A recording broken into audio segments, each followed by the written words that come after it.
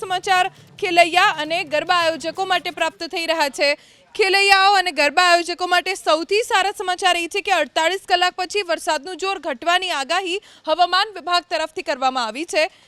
Cyclonic સર્ક્યુલેશનનું monsoon trough ગુજરાતમાં active થતા આજે ભારેથી અતિભારે વરસાદ પડશે। આજે અમરેલી, ભાવનગર, સુરેન્દ્રનગર, રાજકોટ, જૂનાગઢ, ગીર સોમનાથ, બોટાદ, અમદાવાદ, આણંદ, ખેડા, વડોદરા, ભરૂચ, સુરત, નવસારી, તાપી, ડાંગ, વલસાડ, પંચમહાલ, દાહોદ અને મહીસાગર જિલ્લામાં ભારે વરસાદની આગાહી છે। ગુજરાતમાં અત્યાર સુધી સિઝનનો 134% વરસાદ પડી ચૂક્યો છે।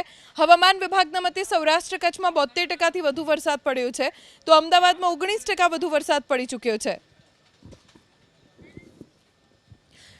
48 કલાક પછી વરસાદનું જોર ઘટશે, જેથી નવરાત્રિના ગરબા આયોજકો માટે આ સારા સમાચાર, કેમ કે નવરાત્રિને બસ ગણતરીના દિવસો બાકી છે। આયોજકોએ ઘણી બધી તૈયારીઓ કરવાની હોય છે, સ્ટેજ પંડાલ તૈયાર કરવાનો હોય છે, જેને લઈને તેમને વરસાદની આ આગાહીથી રાહત મળશે। રાજકોટ જિલ્લાના ગ્રામ્ય વિસ્તારમાં સતત વરસાદ વરસી રહ્યો છે। 2 દિવસથી ધોધમાર વરસાદ વરસ્યો। ઉપલેટા, જેતપુર અને ગોંડલમાં ગાજવીજ સાથે વરસાદ વરસ્યો। ઉપલેટાના તલંગણા ગામમાં ભારે વરસાદથી જળબંબાકારની સ્થિતિ સર્જાઈ છે।